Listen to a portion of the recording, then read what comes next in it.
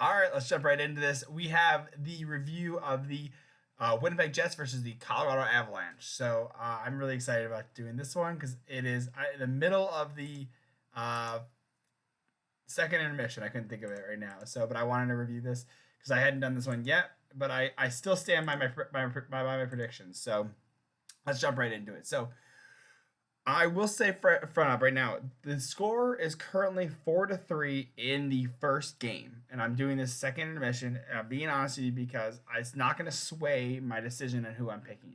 So, but let's go through the numbers real quick.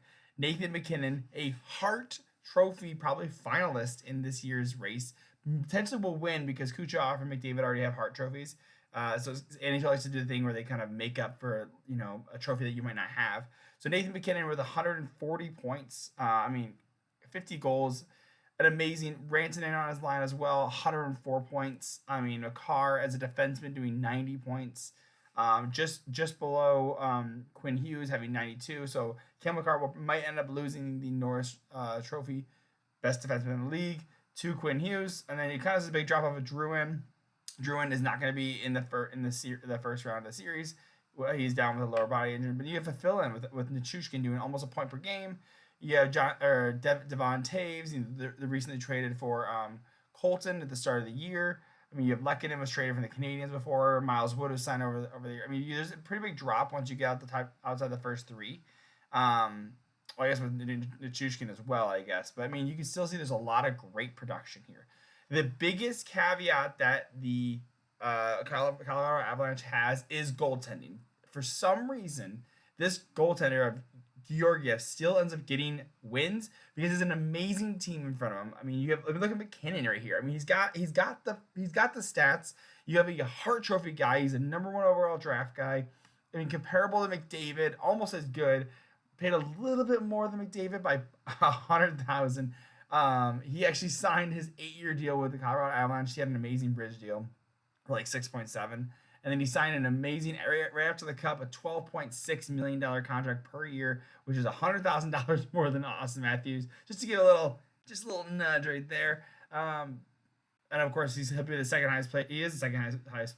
He's the highest paid player now. Next year will be the second highest paid player because of Austin Matthews. But either way, great team, so many good stats. But the one caveat they have is definitely goaltending. Goaltending is a huge drawdown for them. You can see they have, like, for Georgiev, who started 67 games, which is very impressive, with also the most wins in the regular season with 38.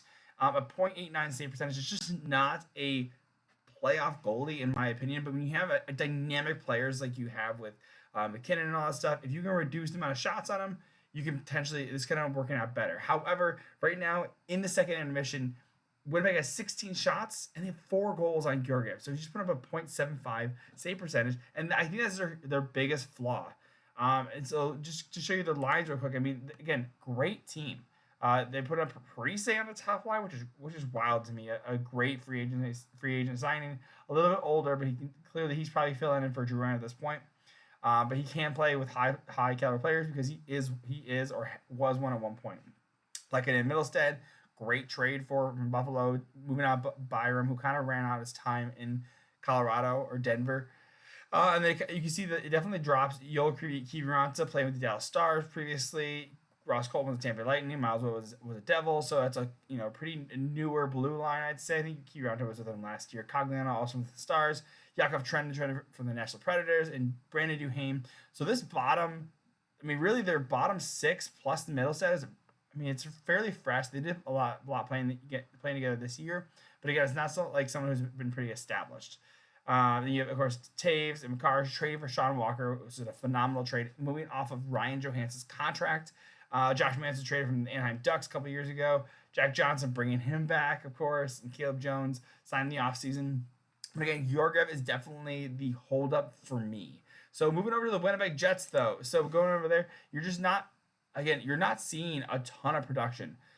But the thing is, you're getting more production throughout the lineup. You can see it goes 70s, 60s, and it goes to 30s. There's a pretty big drop off when it goes to Perfetti, who will work out. I think Cole Perfetti will work out.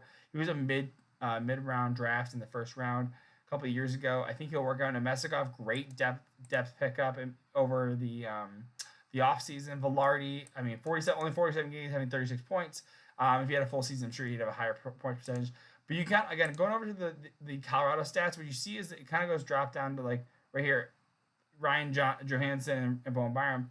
You get about 10 people deep, and you get down to the 20s. So with the Winnipeg, you kind of get, this is where you kind of see a little bit more scoring throughout the lineup. Of course, you pick up Toffoli 11 points in 18 games from the New Jersey Devils.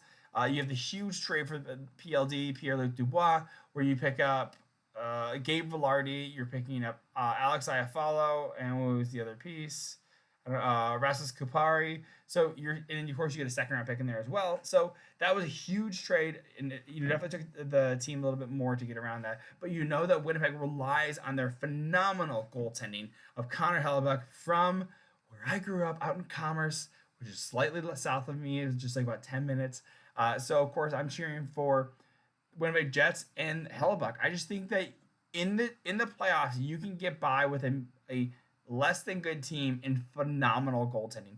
That's what makes Nashville a threat, and currently is what makes the Washington Capitals a little bit more of a threat. I still think the Rangers sweep them in 4, but if you get a great goalie that can just put up amazing numbers and just play out of his mind, it can be a huge game changer, which is why I have the Winnipeg Jets winning in 7, which I think is a little crazy because literally the Colorado Avalanche won the Stanley Cup 2 years ago, and I just have a ton of belief around. I think their blue line is phenomenal. I mean, I'll just jump right to the blue line.